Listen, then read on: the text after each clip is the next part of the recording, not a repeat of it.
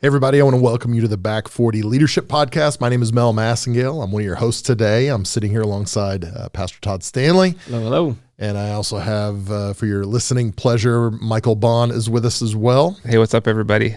And we're so glad you guys are joining us today on another episode. And if you are enjoying these conversations and jumping in these conversations, please do us a favor and rate and also give us a review wherever you listen to podcasts and download these, and it'll just help us. And if it's helpful, share it on social media. Tell somebody about it.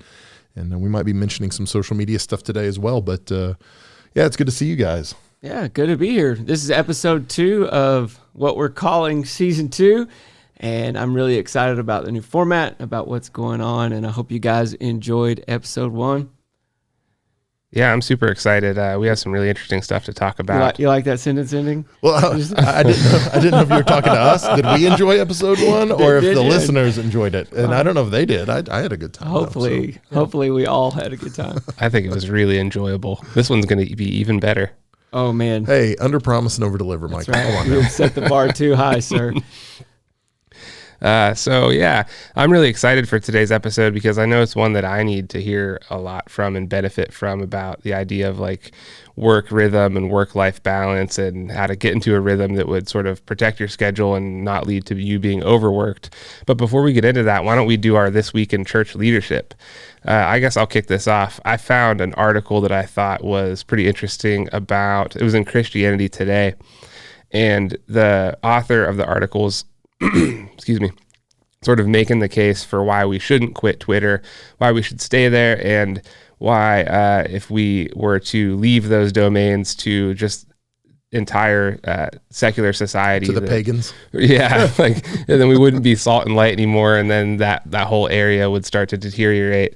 And I'm interested to know what you guys think, because I know that with my time on Twitter, I'm not a really active tweeter, but just reading threads, man, it's so toxic. Like the one of the greatest analogies that I've heard for it is it's like road rage, only in a digital format or like online. You know how you might be in your car and you might say some really horrible things about the person in front of you because you don't see them directly. You're not like coming into that close personal contact. And the same problem happens on Twitter, where you just see their Twitter handle. You're not really engaging with the person. And so you're just willing to sling mud. And I think that the character limitations, like the number, because they're super short messages, it makes arguments become low resolution, and it sort of strips things of nuance and the subtleties that you would need in normal conversation. And so what do you think about the toxicity of Twitter? And do you think that it's worth it for Christians to stay there to try to provide a voice of reason amongst the mob?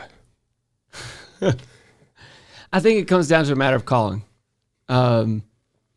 I disengaged from Twitter a little while back just because it is not good for my mental health. It's not a good space for me to be in. So I don't really feel like that's a place that I've been called to be. But that doesn't mean that there's not somebody who is called to be there and to engage well. I think it's like anything else. I mean, God called me to Indiana, Pennsylvania, and not Tanzania. But God called someone else to Tanzania because they're equipped and called and gifted to be in that place. I think we just need to have discernment about anything like that, whatever God's calling us to engage, and so just prayerfully think about it and consider it and ask the Lord what he wants you to do. I don't think Twitter in and of itself is an evil thing. It's a technology that we can leverage or not leverage for good or bad. I hate Twitter so much, which is kind of the opposite of your answer. I do. I hate it so much. Because I feel like the people that are the most toxic are the ones that are the most hidden. Most of them have profile picture that it's like a logo or a cartoon character, and then they've got some fantasy pirate 247 at or whatever, and it's like it's totally anonymous, so they can say whatever they want, they can do whatever they want, and so all that ends up happening is you're not engaging people in good faith dialogue. Mm-hmm. And so all that ends up happening is something ugly and evil and wicked in my own heart gets stirred up. Mm-hmm. And so I've really tried to, and I don't spend very much time on Twitter at all, but if I do, it's usually, I'm just going to drop something like a promo, something on there. Hey, this is coming up, and I'm putting it on there for the, 50 people that follow me on Twitter, whatever it is. But I do not engage just because there is a sense of calling to it, but there's also this idea that, man, I don't want to sacrifice my own health, emotional, spiritual health for something that I don't think has eternal value like that. So right, like if you're trying to leverage the platform and in order to further advance the kingdom of God, but your interaction with the platform causes you yourself to become toxic, then you're going to be doing a lot more damage overall than you would be by trying to leverage the platform. That makes... Well, and I think Twitter is, I think it's a little bit more specific to Twitter than some of the other social media platforms. But I would say since I disengaged from Facebook and Twitter as well, I feel healthier. I feel more optimistic probably about life because I don't see so much negative, bad. And so I do think it's a maturity issue that we've got to make sure, and maybe you can navigate that stuff really, really well and in a mature way, and great, do that. But I just understand my heart well enough to know it's not good for me to be on there and see that and see what some of our people from our church post. I don't need to see all that. So yeah, and I think that's kind of what I was getting at with the idea of understanding whether you're called to be there or not. I mean, if you cannot remain healthy and be there, if you can't be growing in your relationship with Christ, if you can't continue to love, Liberati 2021 or whoever it is that, if you can't continue to love and demonstrate Christ, and then you don't need to be there. It's as clear as that. But if you can do those things and do them well, then maybe God's placed you in that space. But my suspicion is that most people who think, oh, well, we've got to stay engaged in this to be, and I know you use the term salt and light, really aren't being salt and light. They're just mostly being salty. Yeah. And, and that's not good for any of us, I don't think. Have you guys heard of reply guys? So like there's this phenomenon on Twitter. This is how toxic Twitter can be. Now, this was, I think, most prevalent when Trump was president. So there would be these guys who, every time he would tweet something, they would reply just the most ridiculous, hateful thing they could possibly think of. They would reply that. And these guys built entire careers off of just replying to his tweets, hundreds of thousands of followers, and were making a lot of money. And it became like an industry. And it's so, the fact that the platform itself incentivizes that kind of thing, I just don't, maybe we get to a point where a platform is so destructive that we just have to say, well, we got to take our hands off of this and not engage with it. It's really difficult for me to do that though, because at the same time, there's a reason why people who have influence are banned from Twitter, will be banned, and I think it's because they're Republicans. Well, yeah, I mean. Because the platform elevates your voice enough and elevates your influence enough to where you can become potent in sort of moving the cultural zeitgeist. Yeah. I think, and again, like I don't have 500,000 followers on Twitter, so maybe that doesn't even apply to me. But if it did, would I be justified in just removing my hands from it and not participating? Or would it be an obligation for me to try to set up a spoof account and start over? No, and I think that, I think that might make a difference too. Like, okay, what is the level of influence you currently have? And is what it would take to gain a foothold on that platform worth what it might cost you in order to gain it? And maybe it would. I just know for me, where I'm at right now and what I feel like God's called me to do, it's like, nah, I'm not. It feels like more of a distraction than it does like, hey, I'm going to build a platform so I can share the gospel in this way. Yeah, and this may be taking the conversation in a little bit different direction, but John Mark Comer, who actually I'll probably mention again later in this conversation about work-life rhythm and all of that kind of thing, but he is a pastor and an author. But one of the things that he said recently, I was listening to him speak, he was talking about social media a bit, and he said that until we recognize that social media is mass behavior modification, then we won't know how to deal with it properly. Yeah. Yeah. Do you think that there are forms of social media that are inherently more godly than others, and like places maybe where we should focus our attention as opposed to something like a Twitter? Inherently more godly? No. I mean, it goes back to what Todd said earlier. He said, it's just a tool. That's all it is. It's what we do with it that, that creates energy in one direction or the other. And I think we've defaulted with Twitter to many times the lowest common denominator of just name calling and, that kind of thing. And that's what gives it the energy and the momentum in the direction I feel like it's going. Mm-hmm. So here's like a deeper question off of that. I'm really interested in what you think. If we start to silo ourselves, so let's say we get away from Twitter, we get away from some of the other forms that, where it's pretty destructive to be on there. And let's say that everyone kind of adheres to their own form of social media and we break down the public square that way, and we're all sort of siloed in our own communities. Do you think that the cost of that happening outweighs the potential risk of getting behind a Twitter is as large as it is in saying, hey, this is the public square for whether we like it or not in cyberspace, this is the public square. Let's keep it that way because at least we have a public square. If we divide everybody up in accordance with their confirmation biases, then all we have are silos where we bounce stuff off of each other. And maybe I know I think about like certain international things like the Arab Spring and things like that came out of social media and great acts of advancement culturally or societally for different countries. Is there a cost to just cloistering ourselves or putting ourselves in a Christian bubble when it comes to online communication? Certainly there's a cost. For good or bad, and it looks like for bad a lot of the time. Social media is shaping culture, period. If we disengage completely from those spaces, then we abdicate to the culture, and so I don't think that's healthy or good. I just think we have to do it, prayerfully, and we have to do it, with eyes open, understanding what we're getting into when we wade into that space.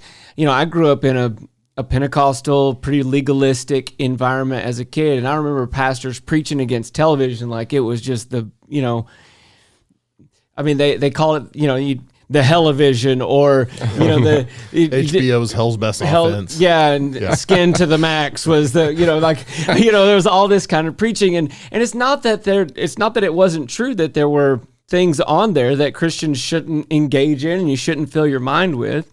But that doesn't mean that Christians should abandon the space, right? It's a tool that can be used to communicate the truth of the gospel, to impact people for the cause of Christ, and social media is no different. But we have to engage in it differently than the world does. I mean, it's like anything else that that we're called to. We're called to be in the world, but not of it.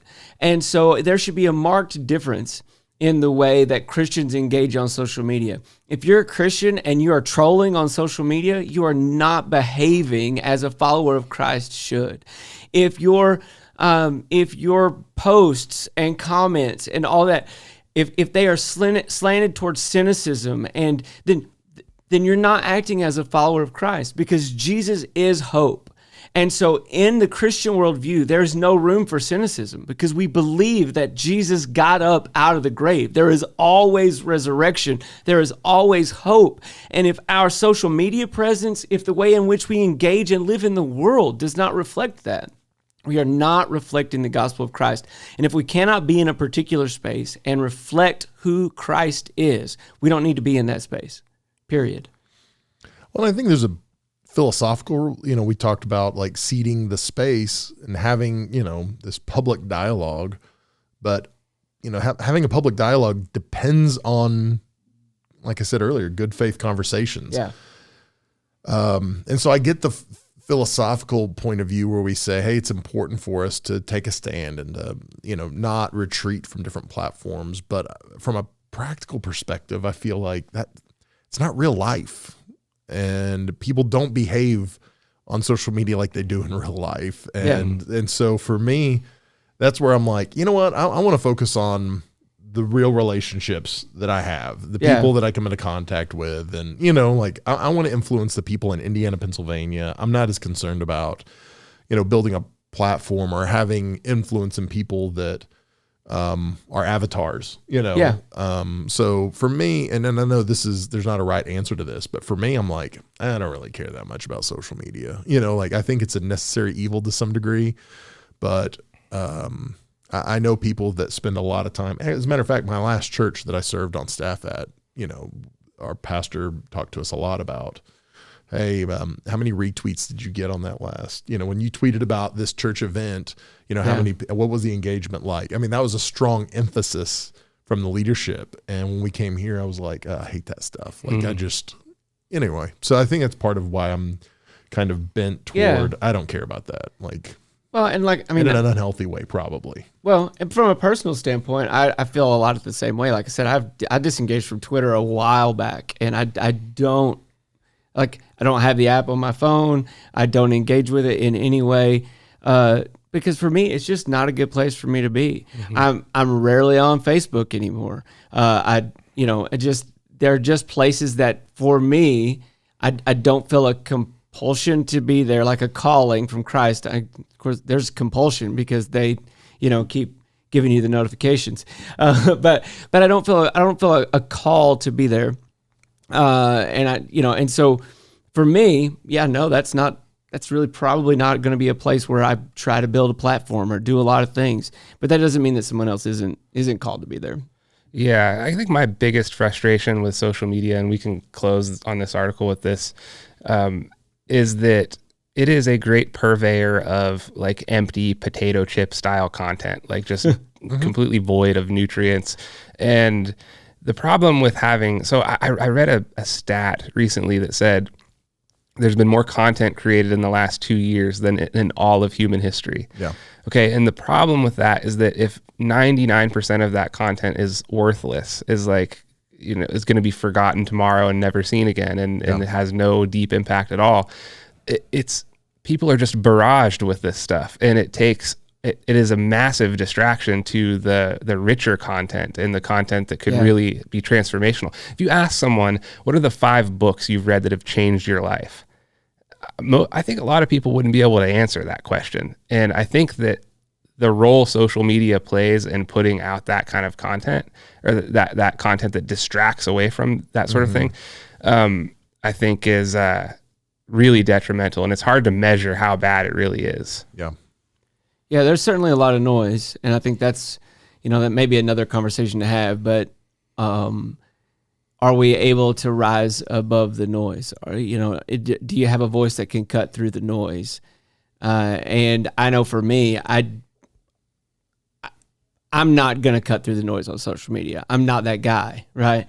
And so it wouldn't be a good space for me to be. I think another question, and maybe this can transition us into the next article that I've got here, is that, Gen Z, younger people, are not engaged with Twitter. They're not engaged with Facebook. They've moved on to other platforms, and so is there even a real return on our investment to be in those kind of spaces? And then Gen Z, and I'll just say there's an article that I read this week it's from Relevant Magazine. Some of you may feel some kind of way about Relevant. I don't know, but it's a good article. So anyway, it's an article about Gen Z, about why they're leaving the church, and why, the fact that 44.4%, which that's an interesting number, but 44% of Gen Z, which by the way, that's people who were born after 1996, they characterize themselves as nuns. So they don't have any religious affiliation. So 44%, I mean, that's much higher than even, the millennials, the generation right before them. And so there's this disengagement from the church, and this feeling that well, that number one, that the church doesn't have the kind of authoritative voice that it might have carried in other generations. And then one of the big things that they talked about was the level of trust that Gen Z has in the church. The church, it was like 40, I can't find the number now, like 48, 49% of Gen Z said they felt like that the church was trustworthy. So less than half of all Gen Z thinks that the church is trustworthy. And that's reflected in, their engagement. So I guess I'll just throw that out there to you guys. What do we need to do? Is there something to do? What does this tell us about the church or about Gen Z, or just, yeah. I mean, that's not terribly surprising to me. It's sad, but I don't think that's terribly surprising. We live in a world, I think, that's marked more and more by cynicism, a growing level of distrust about any corporate entity, whether it's the government or church or media, or, I think a lot of people default to this idea that, that the leadership is in it for themselves, that they're not in it for the greater good or for, and so, of course they would think that among church, and especially because so much of the bad things that happen in church gets sensationalized and gets highlighted and gets talked about, and very little of the good stuff that happens in church makes headlines, Yeah. So I hate it. I think the church has a tough job to do, engaging that generation in a different way, but I'm not surprised at all by that. What's really disturbing about this idea of being a nun or being non-affiliated with any kind of belief structure at all, or at least claiming that you aren't, is that it seems to me that the people who fall into that sector, they no longer believe in belief itself. Yeah. Like they don't understand the motivating power of belief, and they don't realize the motivating power that it has on their own life, and that it currently has, even when they say that they're a nun. Like they don't understand how their beliefs are informing their actions and informing their values and directing every step of their daily life. And if you're not aware of that, you're not in the driver's seat of your life, of where you're going and the choices that you're making. I mean, you have free will, obviously, still, but like, you have some questions you have to answer. Just being alive, being conscious. Where am I from? Why am I here? Where am I going? All of those things. And if you say you don't know, well, that is an answer also. Like that's an answer that has implications. And often at times, I think the implications of I don't know where I'm from or where I'm going is just an easy road denialism, which is, right, just like everything ends in nothing. And so therefore nothing matters and all of that. And I think that maybe one of the ways of bringing that segment of the Gen Z back into the fold is to just show them the power of belief, no matter what it is, and then maybe they would see that, okay, my belief is directly impacting my quality of life right now. How can I change that in order to improve things for myself or improve things for my community or my family? All of that, I think, is wrapped into belief. And I think this idea of being skeptical of belief itself is super dangerous, because I don't think you can really get away from belief no matter where you turn. You're still going to end up in some belief structure. Yeah. Well, yeah. So one of the things they talk about in the article, and I think it relates to what you're saying, is that Gen Z is easily the loneliest generation of Americans. They said 46% of Americans feel lonely some of the time, but that number jumps to 69% with Gen Z. And then it says also 68% of Gen Z feel like nobody knows them well. And so, and man, maybe this is all wrapped up in kind of what we're talking about with social media as well. This is probably the most engaged generation on social media, and yet, and we hear this a lot, but they feel really disconnected. They feel alone. They don't feel like anybody really knows them well. And so, one of the things that they talked about in the article was that lack of connection can't be met by a brand or corporation or an institution, but it can be met by people who reach out with empathy and love and understanding. And so, if we as the church can engage in real life, right, in ways that are loving and in ways that have empathy and understanding toward what what younger people are facing and what they're dealing with. That may be not just maybe. I think it probably would be great, way more effective than any impact we're ever going to have on social media or that kind of platform. Well, I mean, and then maybe this is an oversimplification. Facts don't change people's lives. Like, Scripture says it's the kindness of God that brings us to repentance. So it's not like, hey, I'm going to tell you why you need God. And some people come to Christ that way in a more intellectual way. But I think more people are drawn to beauty and drawn to the narrative and, that we're part of the story and they're moved by that. And I think sometimes churches get so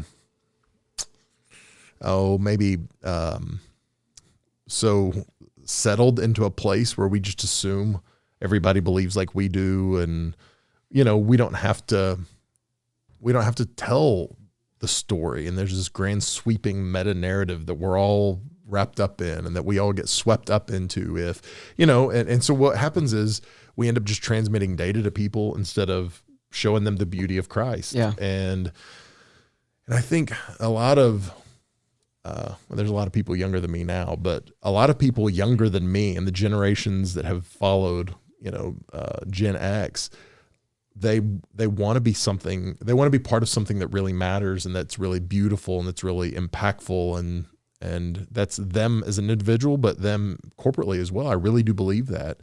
And I don't think we've been very compelling about why that's the church or why that's Christ. Yeah.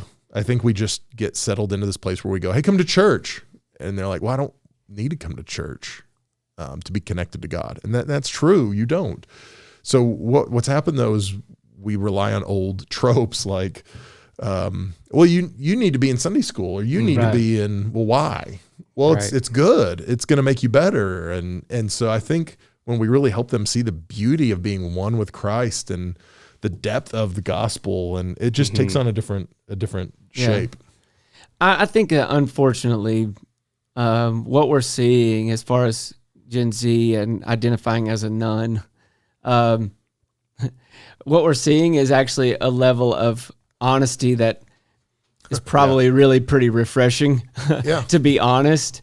What we're seeing is the outgrowth of them witnessing people who said that they were Christians, but were not following Christ in any active way, right? They may have had, and I don't get to decide who's saved and who's not. It's not about that, but I think it's painfully obvious that there are many people who have called themselves Christians, but not taken the teachings of Christ seriously in terms of following them.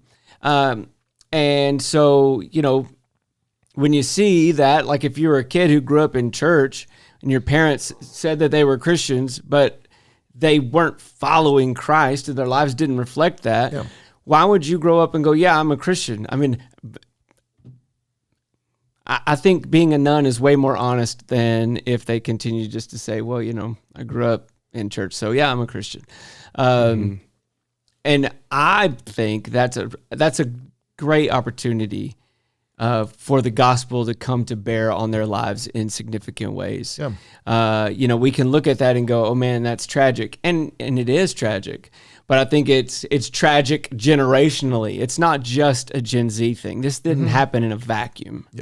And I think we have to wrestle with, how have we miscommunicated the beauty of the gospel? How have we not told this story in all of its glory in the way that it needs to be told? Because the gospel is beautiful and compelling, and people want, right? Our hearts long to be identified with that story, to find our place in that, for the work of God to be done in our lives. And so for a generation to intentionally pull back and go, nope, not for me, that means that they've that we've not done a good job. Yeah, the gospel's not broken. Right, right. Yeah. I think there's a lot of value, Pastor Mel, in what you were saying about the danger of tropes. So I think of it like, imagine you have a congregation of people who've been Christians their whole life. So they've been, they've been sitting in the narrative forever, right? And so they understand the meaning and the why behind the platitudes. And I think that what ends up happening is that when a whole group of people all understand that, it becomes easier to just speak in platitudes. And those kind of Christian buzz statements also trigger a lot of amens, I think, and a lot of response and kind of and I think sometimes it also just feels like we're repeating ourselves. If we go into a detailed explanation of a buzz statement or of like a summarized version, to really dig in and repeat all of the details, I think can seem like a waste of time sometimes whenever maybe most of the people around us already know what it means. But then you sacrifice like the potential of really delivering home, like, oh, that's what the blood of Christ means. Yeah. Oh, that's what salvation is. Oh, that's what it feels like to be forgiven. Like all of that stuff, I think, can be lost with the Christianese. Well, we had a few years ago, Todd, you might remember this. There was a young lady that started attending our church, and she, on one of the offering envelopes, she had dropped it in, but she wrote a question and something about how can the blood of Christ make me white? And like, if you've been around church your whole life, you're like, well, come on, of course, we all know this, but it's like, nope. If you're new to this thing, like, that doesn't make sense. If you get blood on something, it ruins it. Like, it stains it and you need to throw it out. So, and so just being able to talk through those things and remember that not everybody knows the language and knows the Christianese and trying to take away the lines between the church and unbelievers, remove some of the barriers so that somebody doesn't feel like an outsider just because we say things and they go, well, I don't know what that means. I mean, just like we would if we were in another country and we can kind of understand the language, but not quite, we're going to feel like outsiders because they're talking, but we don't really understand what they're saying. And that's the way a lot of people feel when they walk in our churches, is because of that kind of stuff. And I don't think it's intentional. I just think we get comfortable in our culture. Yeah, we get used to using that language, and because we've been around it and we know what it means, we forget that other people don't. Like my little brother served in the Air Force, and he would text me sometimes, and he would use military jargon. Yeah, like there's 3 letters. Like he sends this, and I have no idea what those 3 letters mean. You thought he like butt text you or something? Yeah, I was like, what? I was like, what? I don't understand. You're gonna have to, interpret that for me. And then, of course, that would translate to 3, like an entire sentence. That like, but if you're not in that community, you don't know what that means. And we've not often done a good job in the church of, extrapolating the meanings. So how much of this delivering a high-resolution, rich faith to a new listener do you think would involve having the skeptic in mind whenever you're, say, drafting a sermon or having, preparing to talk to somebody, like thinking to yourself, okay, what is the hard question here in this? Like, what would the skeptic ask? Like, oh, this sounds nice, but what about this small group of people? Like, you could just, a low-hanging fruit would be like suffering. We talk about like Christ redeeming suffering, and well, what about the people who were born into suffering, never had a chance, and then died? And like, right. And so, and I think someone from the outside who doesn't have an eternal perspective would be thinking that question, but that's like a hard question, and it can take a while to answer a question like that. But how important is it to keep the skeptic in mind when presenting the gospel? I don't know that I ever am skeptic. I probably, this is not fair to do this, but when you say skeptic, I think somebody who's critical, and that might be 2 different things, but I don't care a whole lot about trying to address that person as much as I do the person who's open, that the person that goes, hey, I don't think I believe this, but I'm open. That's who I'm trying to address. From them to people who are mature believers. And my hope is that mature believers will default to, hey, we're going to cover some stuff you should already know for the sake of younger believers. But as far as like skeptics or critics, I don't think that even comes into my thinking when I'm prepping a message or a sermon, because that's something I'll deal with on the side, like on an email, or, hey, why don't you come to the office? Let's sit down and talk. Because in my experience, if you try to address something that's a criticism, then it's going to be one-sided. It's going to be unsatisfactory for whoever you're preaching to or delivering the message to anyway, because there's always going to be another argument or another objective or objection or whatever it is. So in my experience, I don't even try to do that with a sermon. It's always like, hey, it's for the people who are open. Mm-hmm. Yeah, you don't want to lose the people who are open in order to try to reach the one who's willfully blind. Yeah. Yeah, and I tend to default to that, if I present the gospel in a compelling way, that the gospel communicates. The gospel does, the word of God does what it was intended to do. And that doesn't mean that I need to avoid addressing an issue that a skeptic might be dealing with, but it does mean that I don't have to feel the pressure of trying to engage and address those things every time I step in the pulpit, or, that if I don't have this really perfectly laid out argument that person's not going to be compelled, right? Because that's the Holy Spirit's job. The gospel, look, every person who hears a message needs the gospel, right? Every person in the seat, every person online, whether they're a believer or whether they're not a believer, we need the gospel to come to bear on our lives. And so if we land on the cross, if we land on Jesus, right? If we come back to that and the beauty and the transcendence and the glory of that, the Holy Spirit does the work, right? Yeah. To convince people and to draw them and to transform their hearts.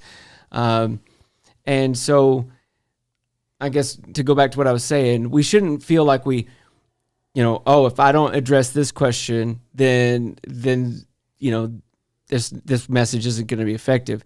But neither should we shy away from that, But the gospel is, we just need to tell the beautiful story. I mean, it does what it does, right? Yeah. Mm-hmm.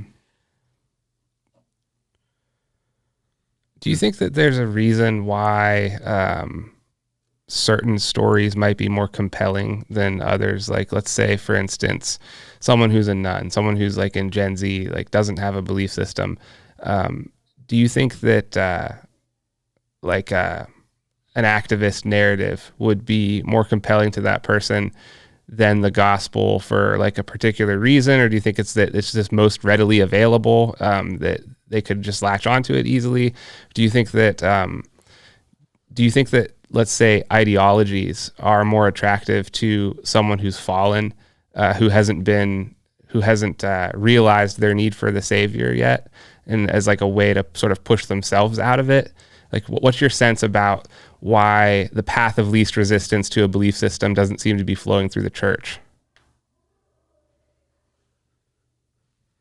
I mean, my first initial thought is I think a lot of people are drawn to ideologies because they seem to solve a more immediate problem. And I think a lot of times we've got this misconception with the gospel that it solves an eternal problem, and it does, our sinfulness, and we talk about heaven and all those kind of things, but they all feel like long-term, way down the road. And I think a lot of people, especially young people, they lack the ability to see long-term. And so they look in the immediate and they go, oh, well, that's not for now. This is for now. Hey, we want to stop racism, or we want to stop, homelessness, or whatever the specific need might be. They go, hey, and so they become an activist, and this is what we're after because it's solving this problem. And so I think that's part of it. Probably there's an immediacy to ideology sometimes. Mm-hmm. I'm just speculating. Yeah, I think that's good. I think, the gospel speaks to all of those things, right? And so, again, if we're preaching the fullness of the gospel and the fullness of what it means to be a follower of Jesus, and not just preaching it, but then living it out, it addresses all of those issues. It addresses all of those things. There is space for activism in the gospel. I mean, the gospel calls us to act. And so I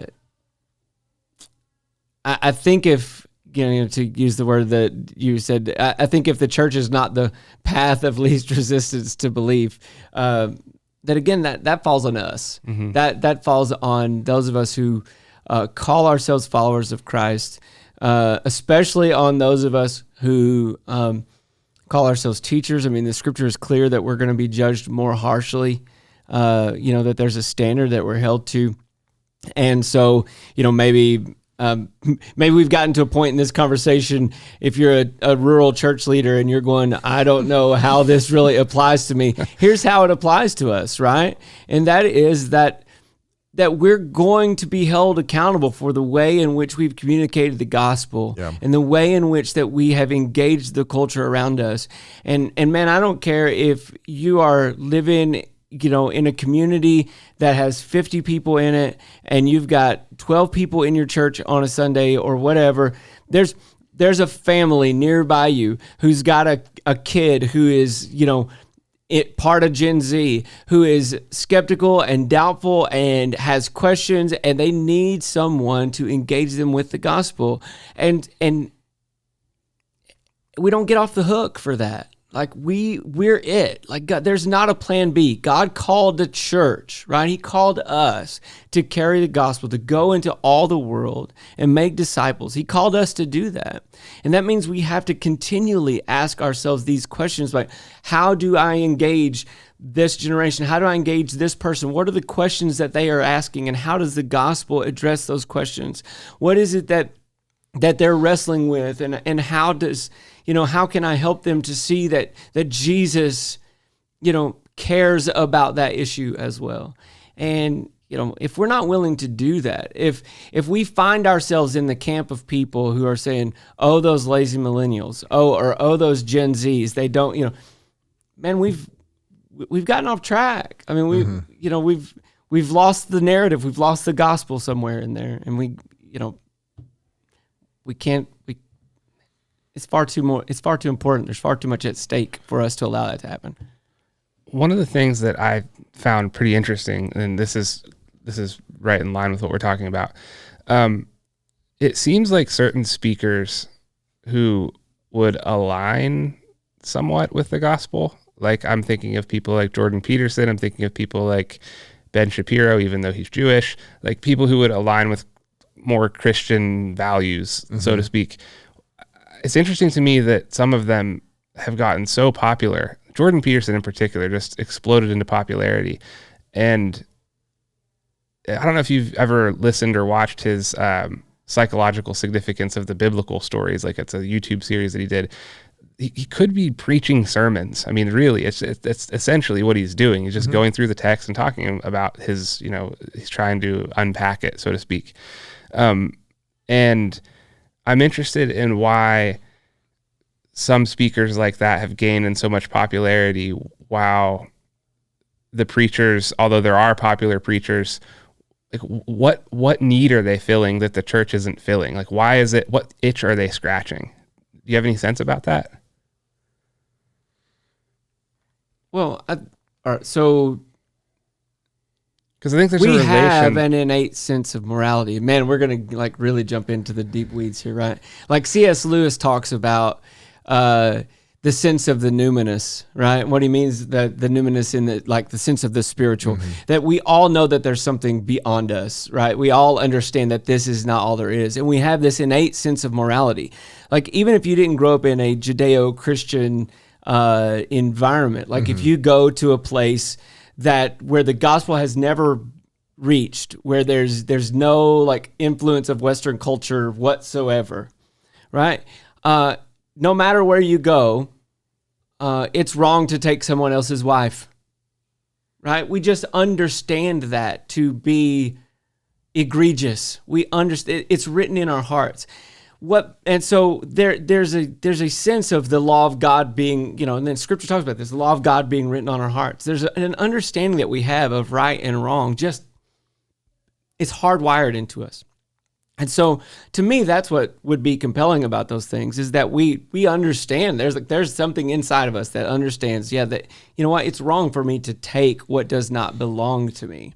It's wrong for me to kill another person, out of anger or malice, or, we understand those things. And so what makes the gospel transcendent is not morality. We are not morally superior because we believe in Jesus. Mm-hmm. In fact, the gospel would say that I need Jesus because I'm not morally superior.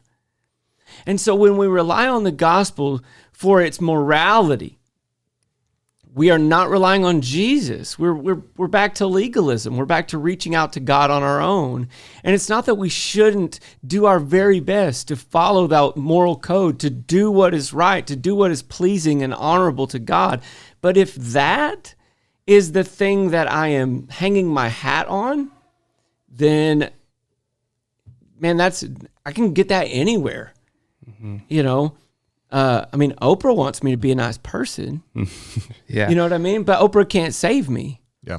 Yeah, it would be a mistake to rest your eternity on Christian values instead of on Christ. Yeah.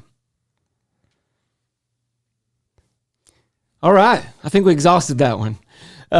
So Mel, maybe you've got something a little lighter for us. I don't know. No, I don't. This one stinks. But so early on in COVID run, I was telling people, man, I'm not optimistic how churches are going to fare through COVID.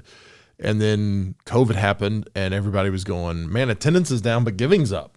And we kept hearing that from churches all across America, different size churches, especially some smaller churches. Their attendance was actually up after COVID because they engaged people in different ways. And right. So David Kinnaman from the Barna Group just did a interview with NPR where he made a statement that about that his feeling is that the data is indicating that about 1 in 5 churches in America are going to be closing their doors. And it's going to be related directly to COVID. And it wasn't the first round of COVID. It was all the lingering stuff from COVID, the fatigue, the loss in membership, the loss in leaders, because that's another thing that a lot of pastors are quitting the ministry in record numbers now. Yeah. And now you've got these churches that have spots to fill, but there is no one to fill the spot. And so whereas, I thought that the issue was going to be financial before, now it becomes more of a personnel issue. Like, hey, we don't have a pastor. Right.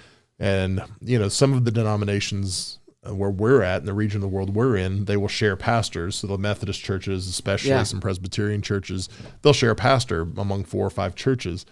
And that's not sustainable long term. Right. And it's not a good growth model if your pastor is there every 2 weeks or 3 weeks.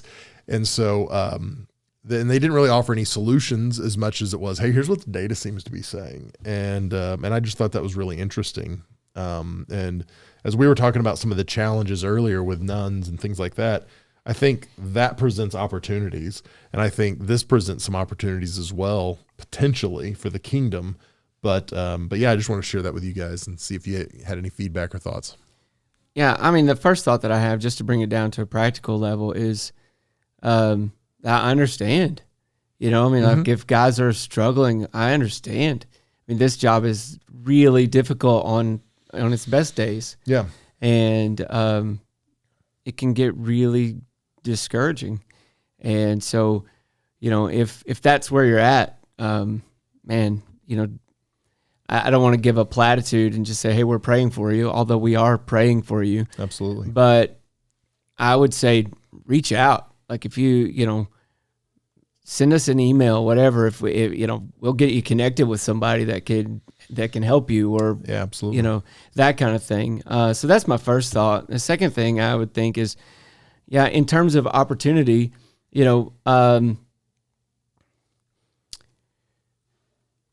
have to be prepared to step into those opportunities. I don't even know what they might be. Like if churches are closing down, obviously there are going to be buildings that are available, and opportunities that are available that may not have been available before for new churches to be planted. But if there aren't pastors available to fill those, we have to train up the leaders. Well, I think, when I look at some of the denominations that we're in relationship with, I believe that there are some real opportunities. I want to be careful. I don't want to get in trouble. I know within the Assemblies of God, for instance, we're affiliated with the Assemblies of God.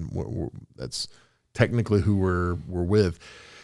And I'm ordained through them, but not every Assembly of God church in the state of Pennsylvania is a healthy Assemblies of God church. And some of them don't want to get healthy. Like, they don't want to do what it would take to start reaching lost people. And so the fact that some of them might have to close their doors, I don't know that that's a horrible thing.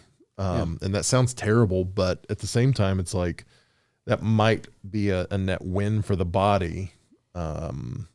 If some churches that are ungodly, and I don't mean churches that are working and pursuing God and they're just not growing, because it's not about growth. It's not about the numbers. Yeah. It's about the churches that are just like, I want it my way. I don't really care what Jesus wants us to win the lost. I'm not interested in that, but I really do believe that a pruning, well, and let's take it back to our local church. Lots of local churches have had pruning, people that have just stopped coming for whatever reason. Yeah.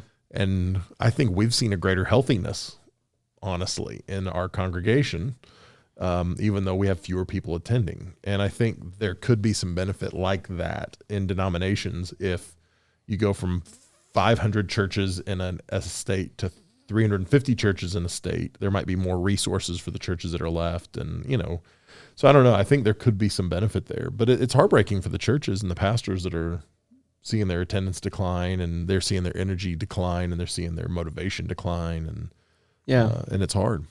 How much of the personnel problems would you say is associated with like high walls being put up around certain denominations where you'd have to maybe go to seminary and get the equivalent of like a master's degree and then pass certain boards and stand before XYZ committee in order to become a pastor within the denomination? Do you think that some of those, while I see the benefit of having a selection process so that you don't end up with false teachers, do you think there comes a point where the selection process becomes more of a hindrance than a help? Yeah, I definitely think it can keep people out. And I know from their perspective, they would probably say, well, if you're not going to pursue the ministry because you have to go to seminary, then you probably didn't want it that bad. Or, they would probably say something like that. But I think, you limit your pool of applicants. I think there's a lot of people that maybe are not geared for academia, but they have a heart for God and they've got a ministry gifting on them that we eliminate because they're not good at school. And so I think maybe that might be one of the benefits as well, as denominations go, okay, hey, we're going to loosen some of these restrictions to get some people that really want to lead and really want to preach and really want to, in those positions, instead of just giving it to people who might meet the wrong qualifications. So. Yeah, I've always thought that like active oversight would be much better than a selection process when it comes to identifying and removing false teachers. Because if you have a selection process, it's like, okay, I went to seminary, I passed my boards, I got the relevant credentials that I needed, and then I went off on my own and became a false teacher and no one noticed because no one was looking. It's like, well, if you have active oversight, then you can have, whenever I was coming up, one of the things that they always said to me was that I was moving at like a lightning speed, like really super fast. And I don't take credit for all of that because if I had to do this through seminary, I would have been limited. I would have been limited in the speed that I could go. I wouldn't have been able to be as voracious about it. Like it was because it was always like a mentor apprentice model that I was able to move as quickly as I could. And I have to wonder how many other people are out there that, they get stuck or they get, directed towards a system that has speed limits, has limitations. And so then maybe even they lose their affection for the ministry because being in seminary is not the same thing as advancing the kingdom of God. Right. And maybe they stay away from certain denominations because of that reason. And they say, okay, well, Presbyterian, Methodist Church, is it really that much different for me? I can just go, if I go here, at least I'm advancing the kingdom of God. At least I can be practical in my ministry. Yeah. I just don't think that denominations can afford in this climate to put such high selection hurdles in front of potential personnel. Yeah, I think I like that you offer more oversight on the back end than the obstacles up front. That makes sense. But I want to echo what you said a minute ago, Todd. If you're listening to this and you're one of those pastors who are struggling, there's nothing wrong with that. There's nothing wrong with feeling like, I might want to walk away. I might want to do something different. Because I think every pastor who's ever pastored before for any length of time has felt that way at some point or another. No matter how big or small your church is, we're all prone to feeling those things, feeling underappreciated, undervalued, overworked. Is this worth it? We've all had those moments. Yeah. And that's where I would tell you, when people come to our church for benevolence help, a lot of times they call us and they're like, hey, I need help with my electric because my electric's getting shut off at 2:00 today. It's like, oh my gosh, like we might be able to help, but it would have been so much better if you'd called us 3 weeks ago. We could have helped you then. Yeah. And a lot of times as pastors, we don't ask for help until we're like falling off the edge of the cliff. And I want to encourage you pastors, if you're struggling, if your church is struggling, there's lots of places that would like to help. Your denomination, if you're involved in a denomination, there are some churches regionally all over the country that I know would be happy to help you. And especially if you're in Western PA, Northern West Virginia, Eastern Ohio, anywhere near us, man, if we can be a resource or an asset for you in any way, just help you get healthier, help your church. We're not looking to take over churches. We're looking to help churches get healthy and sustainable. Yeah. So please, please, please don't hesitate to reach out to us because we don't want you to be one of the 1 in 5. Yeah, we've kind of veered into our main topic for today, so maybe we should let's go. Just go ahead and embrace that, and talking about healthy work life. And I hate to use the word balance because I think balance is it's a myth. Yeah, I think it's an illusion. But how to how to have healthy rhythms. I think that may be the better way to put it. How to have healthy rhythms in our life that can help us avoid some of that stuff.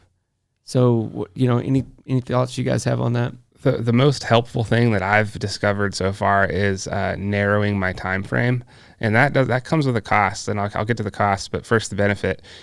So imagine you think, okay, this month I have to do all of this stuff. Well, that could be pretty it can feel like an overburden, like too much. But if it's like, okay, in the next morning I have to do this, in the next afternoon I have to do this, in the next 10 minutes this is what I have to do, then it becomes a lot easier and you can focus a lot more. So if you have like a lot of plates spinning at the same time, you got to figure out a way to focus on one of those plates or else they're all going to fall. Yeah. And the best way I've been able to do that is to just narrow my time frame and say, okay, this is what needs done in the next 6 hours, and this is what I'm going to focus on. The downside of that is that if someone comes up to you and asks you, hey, what are you doing, this Thursday? You're literally like, I don't know. I got to look because like, I don't know. Yeah. So I don't know if you guys ever do that, like just sort of take it in smaller chunks and then put the blinders on when it comes to stuff down the road. Yeah. Go ahead. I was going to say I do to a degree. I would tend to fall into the category of not remembering well enough what's coming up. And so there's a little, there's a thing there as far as I need to look forward in some ways in order to make sure that I'm managing my time well to get to the thing that needs to be done, say on Thursday. Right. And so, but to a degree, yeah, I absolutely try to, eat the elephant one bite at a time, so to speak. Yeah, and I think there are some things that I probably am more intentional about that with. And I was looking on my phone as we're talking. There was an app that I used for a little while. I think it was called Timekeeper. I can't find it now. But really what it was just a timer that you'd start it and then it would be a set amount of time that you're going to work on a specific project. And it was just a way for me to be able to go, I'm not going to work on anything else. If a notification pops up, I'm going to ignore it for the next whatever. And I'm going to be working on my sermon specifically because ministry is all about interruptions. Yeah. And if we become slaves to the interruption many times. And so that was a way for me just to be disciplined and just go, nope, no matter what happens, I'm not deviating from this for the next. And so it was just a tool to do that. And you don't need that specifically, but so I do that some kind of in the micro. with specific tasks, but generally speaking, I'm not as rigid as that probably. Mm-hmm. One of the things I really enjoy here is book club. And one of the reasons is because like it's structured in. So it's like you don't, it never comes into a situation of, oh, well, I don't have time to grow my mind or read this book because I have to do something else that is mandated of me. Because if book club's mandated, then it becomes like a way to, it recognizes the need for health in that way and for growth in that way. And so like, I think one of the things, like if you feel like you're getting stuck or like you're starting to atrophy in certain areas because you have too much to do, then maybe the answer is to look at those areas of weakness and start mandating them in part of the daily flow. Even if that means taking something off the top of what you have a surplus on, something that you're like really good at and you know that you're okay, I'm probably going to be okay there if I don't practice as much, take some off of there and then mandate the weaker areas and say, okay, that's what I'm going to work on the clock during this time, even though the fruit of it isn't as obvious as like, doing something you're a master at. Yeah. Well, and we don't enjoy that as much either. I mean, we get more enjoyment out of the things we're good at. And so I think we just have to be really disciplined about that kind of stuff. And that's hard because nobody likes discipline. Right. I know for me, I think a lot of pastors, and even for myself at times in the past, I would work, and then I'd find myself in a ditch emotionally or spiritually or whatever, and I'd be like, okay, how do I extract myself out of this ditch? And one of the things I really started doing probably 3 or 4 years ago, and it was unintentional at the time, but like one of my pastors, John Nuzzo from Victory Family Church over in Cranberry Township, if you're in the Pittsburgh area, you're familiar with it probably, but and he's got a leadership podcast you should check out. But Pastor John, he at lunch, we were at lunch 3 or 4 years ago, and he asked me the question at the end of lunch, how are you doing? I said, well, I'm good. I'm not as good as I probably should be, but I'm better than I was a couple months ago. And I think that's how a lot of us probably would respond to questions like, whoa, I'm not as bad as I was. Like, am I healthy? Nah, but I was really unhealthy before. And that's kind of what my response was. And he leaned forward and he said, well, what do you need in order to get healthy? And I said, I need 2 weeks off. Like, no church, just, and he said, okay, when are you going to do that? And I said, well, I'll find some time. I'll figure it out. And, I'll look at the calendar. Oh. And he said, you're not going to find time. And I know you, and that's not how that works. And he said, so here's what you're going to do. And he doesn't have the legal status in our church to be able to mandate anything from me, but he has the relational equity. Yeah. And so he said, here's what you're going to do. You're going to drive back to your office. When you get to your office, you're going to look at your calendar and you're going to text me today before the end of the day and let me know when you're taking 2 weeks off. I was like, yes, sir. And he did that as a friend, as a pastor, saying, I care about your heart and your soul. So you're not disciplined enough to do this on your own because you're too busy with the things that are urgent. So you have to do this. And so I started doing that a couple of years ago, just taking a couple of weeks where it would be staycation. I would maybe work on some stuff around the house, but I would do nothing church related. And that was really good for me. But that kind of started a journey for me of like, how can I stay mentally and emotionally and spiritually as healthy as possible? And so I started going to see a Christian counselor, a Christian therapist regularly. And even that, when I went, my therapist was like, hey, what am I seeing you about? What's going on? And I just said, well, I'm a pastor. And he's like, okay, so is there something we're going to be working on? And did something happen? And like, no, I'm just a pastor. And I just said, I don't have anything cataclysmic, but I just know if I don't take care of the slow drip of stuff over time, there's going to be an erosion in my soul and I will be dealing with a cataclysmic. And so I tell people all the time, I don't go to counseling because my engine is broken. I go to counseling because I don't want the engine to be broken. Just like your oil change, you don't get your oil change because your engine seized up. You get your oil change to keep it from seizing up. And so that's the way I approach that. So, there's things I do in the macro like that, the bigger scale. But, I really try to leave my work at the church as often as I can, as much as I can. And I know that's hard for pastors because we're pastors. Right. But I really try to disengage and not be checking emails all the time and not be, and I think you guys, you're on our team, so you see this, but like, I'm not messaging you guys at all hours of night going, hey, we need to be doing, and why aren't you? And I'm thankful for that, by the way. You're welcome. But that's for you, but it's for me too. Yeah. Like, I don't need that. Like, it's better for my heart if I'm disengaged some and if I can be present with my kids when I'm there and that kind of thing. So those are some of the things for me that just help me keep a healthy rhythm normally. Yeah. So that, like I said, I don't find myself in a ditch going, how did I get here? Yeah. Well, and Mel, I know you've read it. Michael, I don't know if you have or not, but Carey Nieuwhof, the last book that he wrote, didn't see it coming. It addresses a lot of these exact things. Yeah. And he talks about his journey through burnout and having a season where he was even, contemplating suicide. And, and we don't want to talk about that stuff. We don't want to admit that that's part of our life and our experience as a pastor, because, that's not supposed to be happening to us. But, think about how many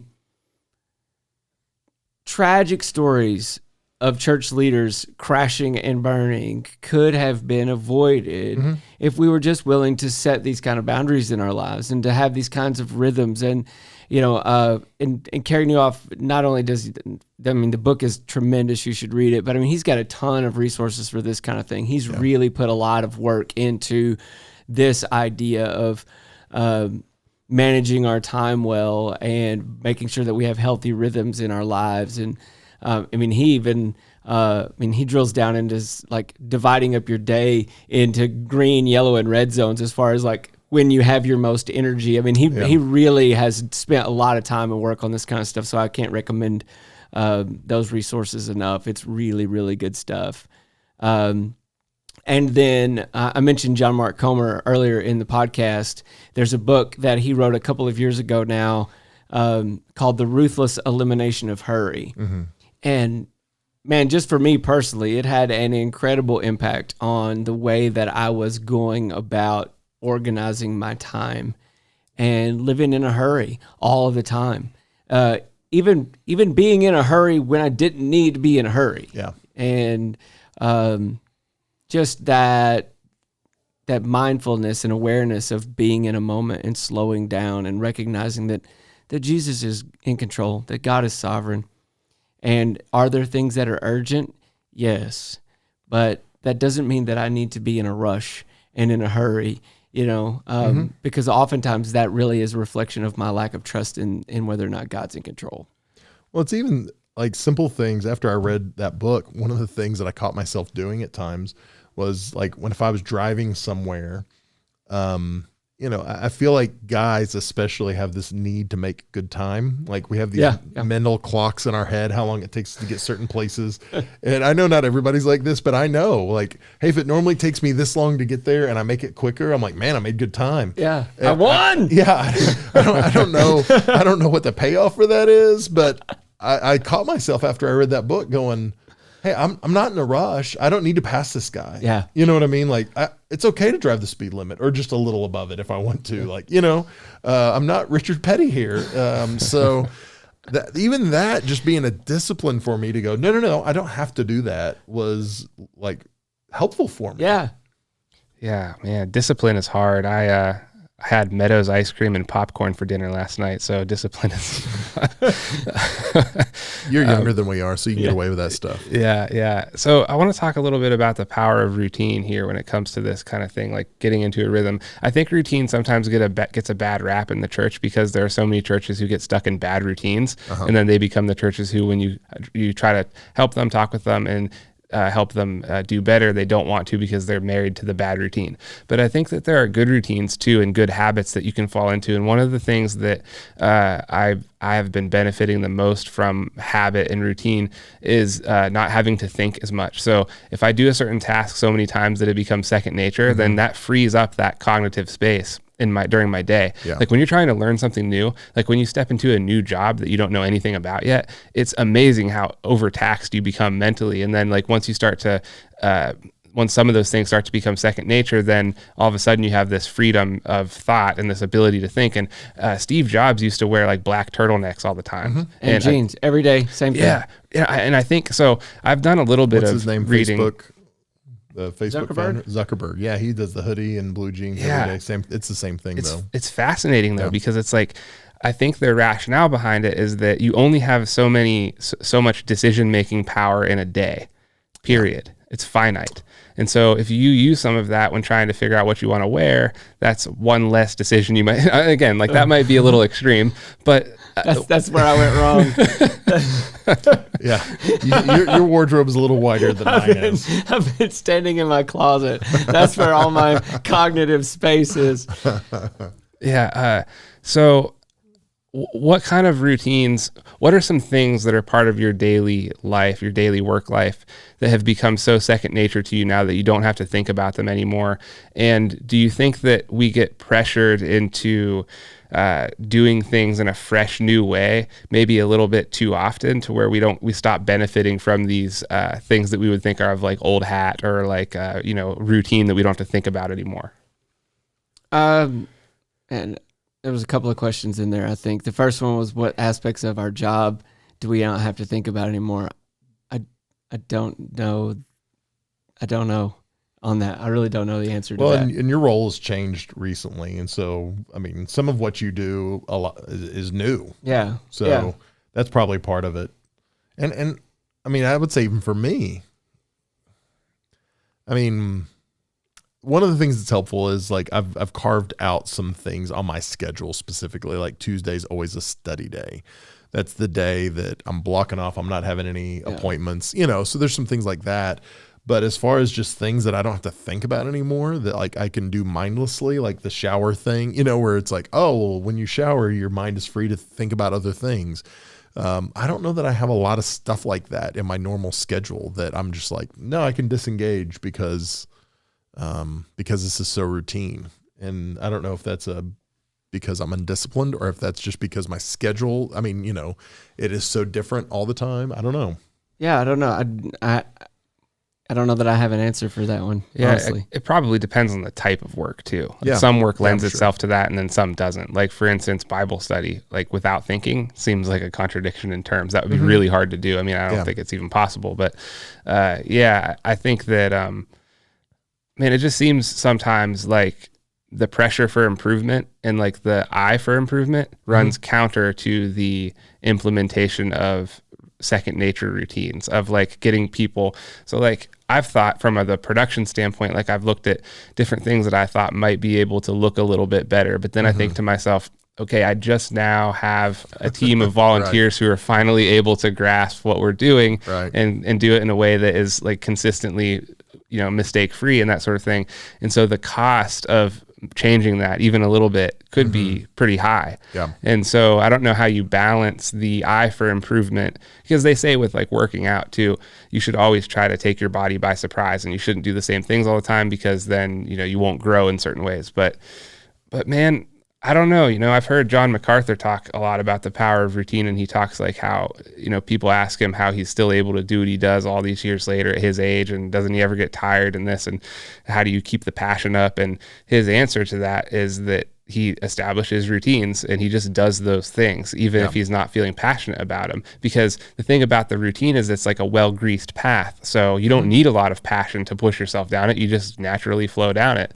And I wonder how many of those things in terms of ministry and active ministry, things that provide an active benefit to the community and to the congregation, can become routine so that you don't have to feel as driven to meet the standard, on your own pure grit and effort every time. Well, I think,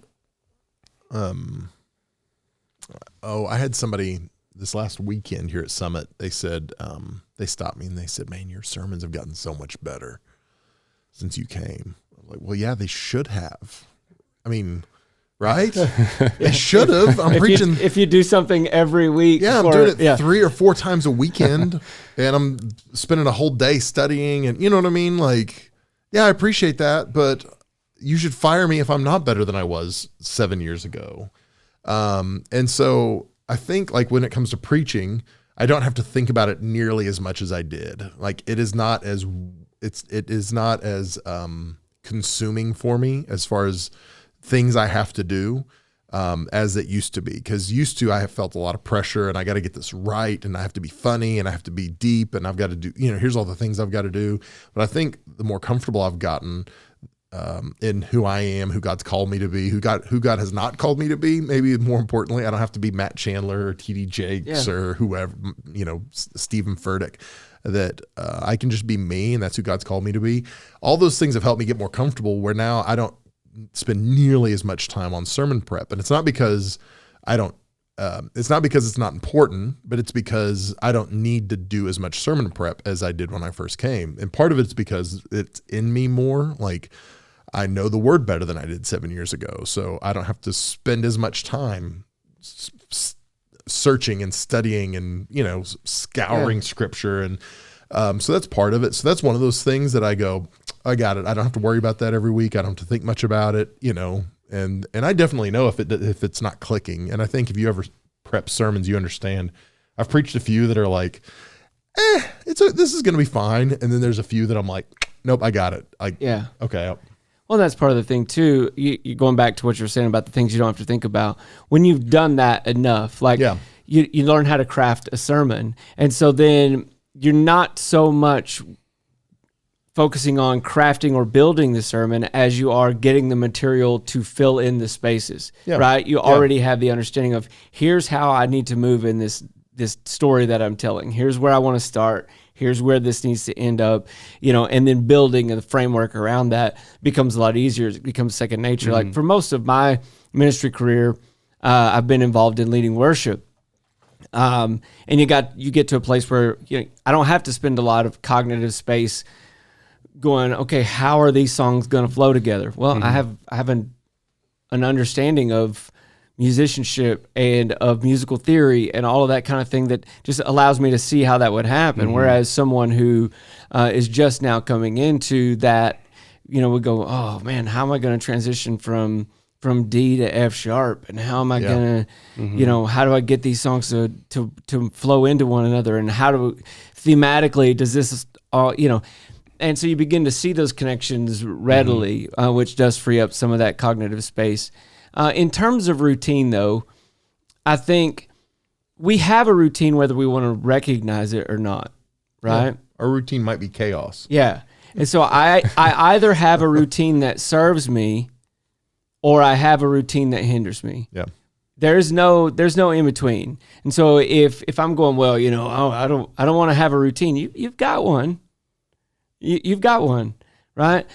I'll be honest, my tendency is just to let life come at me, right? To just, whatever comes up, whatever is immediate, the God of the urgent, that's the thing that I would address. And I would routinely not get the things done that I needed to get done because I was dealing with the urgent. I want to say it was Franklin Roosevelt who said that what is urgent is rarely important, and what is important is rarely urgent. And if we can craft our routines and organize our routines around those things that are most important, and learn to say no to things that may appear urgent but aren't important, then that at least for me, that makes a huge difference in my level of productivity, in my mental health, because if I just jump at whatever's urgent, which I would tend to do because I don't like conflict, right? But if I jump at whatever's urgent, then I get tangled up in that, and then I start worrying about the thing that's important that I'm not doing, and then no is a powerful word, and as pastors, often we are our makeup, we're the kind of people that we have a sense of calling to people, and it's important. It is vitally important. But Mel kind of alluded to it a minute ago about I can't remember exactly how you said it, but the idea that you didn't get where you're at yesterday, right? And I'm not going to fix it in the next 30 minutes, right? Let's set up a time. Here's the time that I've set aside to I can meet with you then. But if we're always a slave to the immediate, Well, and that's part of the problem. It's easier for me, and I tell pastors that I'm talking to smaller churches all the time, I've got it easier than they do because I've got a staff and I've got an assistant, and they can all help guard me. And like, if somebody's asking me about a missions trip, I can go, go talk to Steph. Like, she's the missions pastor. Or, hey, what are we doing with small groups? Well, that's not my area. I don't know what we're doing with small groups. But small church pastors have to know everything. Right. And they a lot of times pastors of smaller churches don't feel like they've got the right to say no, even if they have the ability to say no. But this is something I was talking to one of our associate pastors about, that he would take a lot of appointments in the evenings to do counseling. And I just said, stop doing that. Because people take off to go see their doctor. Yeah. They take time off work to go to the dentist, but they expect the pastor to be available at their beck and call. And I think some of you pastors need to hear this. You can tell people, no, I can't meet with you then. Yeah. Here's when I meet with people, and you can have it on your schedule. I'm going to meet with people on these days during these times. And if they can't do it, I'm sorry, and you can always make an exception for somebody if it's, a board member, if it's somebody that's important to you, but you don't have to bow to everybody else's schedule, because if you don't guard your schedule, nobody will. And that's where pastors start getting into burnout, is because, I'm at the church every night this week. I'm doing this and I'm doing that and I'm running this, and that they can get dangerous. And so I think, like you said, that one word, no, is powerful to help you take control back of your calendar and your schedule and maybe your margin in your mental and emotional health too. Yeah. Jesus was perfect in every way, right? So he never broke the law. Which means that he observed the Sabbath every week, right? I mean, which means that there were, like, Jesus was like, I'm not going to be available. It's the Sabbath. Yeah. And so I think, at least for me, that's a freeing concept. And I go, oh, wait a minute. Jesus routinely, not only did he, Bible says that it was his practice to go off into a solitary place and to be alone and to pray. Yeah. Not only did he do that, not only did he have that kind of routine where he was spending time with the Father in prayer and in solitude, but like, he was Sabbath every week. Like, there's no work happening. So both of you brought something up that I really want to chase down, and maybe we can close on this, but you talked about parts of your craft that, because of the years of experience and time doing it, you don't need to think about a lot of it anymore. So if there's someone who's new at it, I mean, it's going to take them 12 hours what it takes you to do 2 hours, maybe, for instance. So that implies the sacrifice of the years it takes to get to that point. Like, you have to put in the time, you have to pay your dues, all of that. But the reward of that is that you have something that could be like foundational to your ministry that you don't even really have to work that hard at, that you can always bring to the table even when you're not feeling well. That's a really nice tool to have. My question is, how do you know when you are a Jeep trying to be a Ferrari, or a Ferrari trying to be a Jeep? And how do you know when to go off of that path onto a different one? Because let's just say that everyone wants to get to the point where they have that one thing that they've mastered. At what point should they sort of say, okay, well, this thing that I'm trying to master is just not in my DNA, and so then I need to move over and master this other thing? Because it seems like perseverance is necessary in order to get to that point where you can just have it all put together and you don't need to think about it anymore. But how much perseverance is too much perseverance? Because do you think it's possible that some people just can't master certain things, and if they continued to try, they would just become burned out, or they would become discouraged? How would you identify the point along which it's like, okay, time for me to transform, time for me to recognize the frame that I'm working with? I mean, I think what you said about, is it possible that they're never going to master a certain thing? Yeah. I mean, I'm never going to master the 3-point jump shot. Like, you know what I mean? Like, that's not, like, we have different affinities. We have different giftings. And scripture even points that out. The Apostle Paul talks a lot about that, like that, that each of us have different gifts. And that's why the body functions properly when we all understand what our role and our gifting is, and we function in that way. And so, yes, there are things that that I will never master that possibly you will, or things that I'm not going to be good at that Mel will be good at, or vice versa. The other thing that you talked about was, how do you know if you're a Jeep and not a Ferrari? I think the answer to that is that when we stop comparing ourselves to everyone else. And I mean that just in terms of in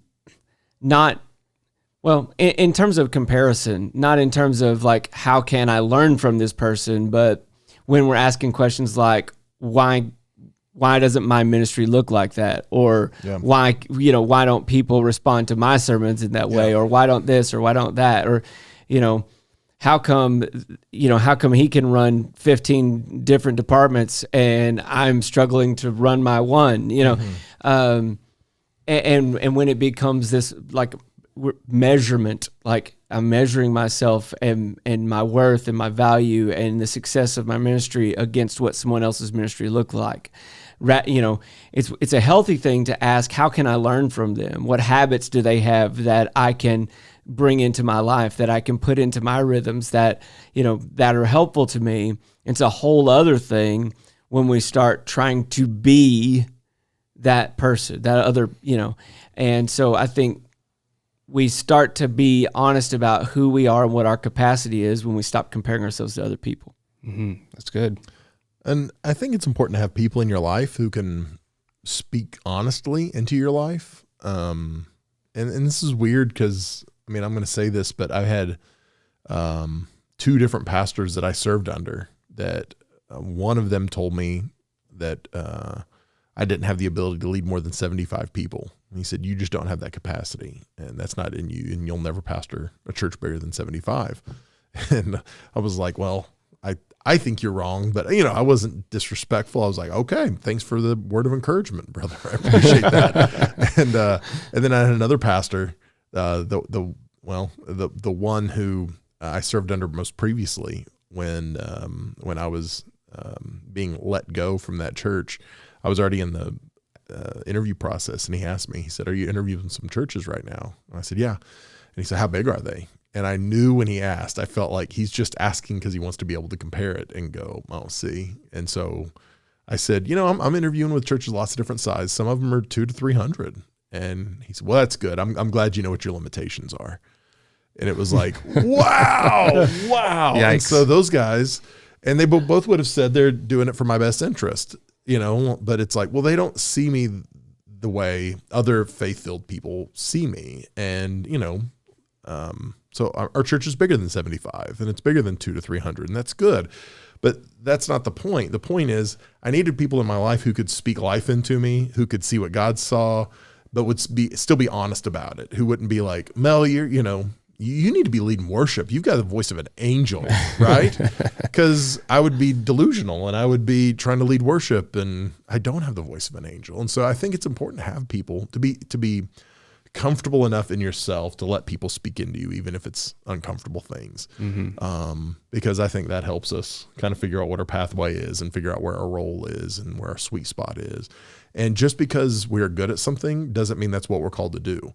And just because we're called to do something doesn't mean we have to be passionate about it, if that makes sense. And I think that's a lie a lot of us believe, is that like, well, I have to be a lead pastor because I'm a really good teacher. Well, maybe, but maybe you don't have the giftings to be a lead pastor, but you're a good teacher. So, like maybe there's another fit, or, well, I love Jesus and I'm faithful and our church doesn't have a pastor, so I'm supposed to be the pastor. Well, maybe that's a recipe for disaster. Right. And so I think it's important for us to have people in our lives that can speak into us and help us to find the right place, wherever it might be, and be faithful in those places, whether it's on stage, behind stage, whatever it might be. Yeah, that's good. Yeah. That's all I've got to say about that. I don't know about you. That's good. Good answers. All right. That seemed really awkward. Great transition, guys. Way to go. Nailed it. Our next podcast is going to be on segues. How to make healthy transitions. This is okay. So transition in 3, 2, 1. Transitioning to the end of the podcast. And that was perfect, Michael. Thank you so much. No, I think those are some great insights all the way around. Yeah.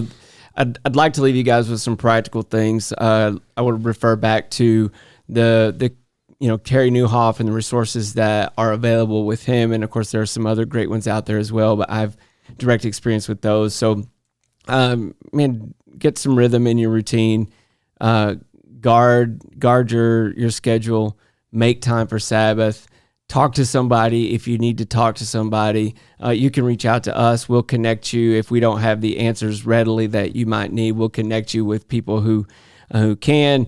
Whatever we can do to help and to be a resource and a blessing to you, that's what we want to do. We want to see you succeed. We want to see you be a transformational leader in your church and in your community.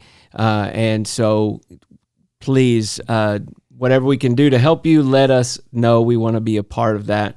Mel, why don't you tell them some of the things we got coming up for Back40? Yeah, if you were part of Back40 over the last few years, you probably have heard the name Gerald Brooks, and he has been with us.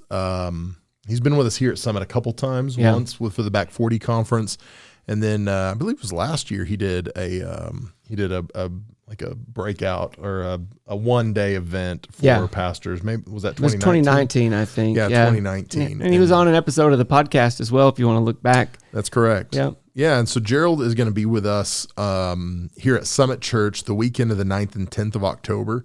And on Saturday, October the 9th, he'll be with us that morning from 10 a.m. to noon. He's just going to do a few sessions for leaders in our area. That's free of cost. There's no charge at all for that. And so we're going to invite every leader in this area to come and be a part of that, to bring your teams, bring your leaders, bring your elder boards, whatever you feel like doing. But bring them over here at Summit Church. We're located in Indiana, PA. And, 2707 West Pike Road. That's correct. That's correct. And so we'd be delighted to have you and just hang out. Like I said, it's free of charge. So it might be a good little getaway for you and your team. And we'd be delighted to host you. Yeah, you don't want to miss that, guys. Dr. Brooks is always like, I feverishly am taking notes. There's just so much good stuff to take away. So don't miss that. Put that on your calendar. And then, of course, we'll be making some more announcements about next year's Back40 conference. There'll be a lot to talk about. It's going to be exciting. It's going to be a good time. So, Mel, do we know the dates on that yet for next year? It's going to be toward the end of June. We've got a couple invitations out for speakers now, and it depends on availability. So it's going to be a Friday and Saturday in late June. So just block out the month of June. The whole month. But just in case. We'll be announcing the dates for that really soon, and we want you to come and be a part of that.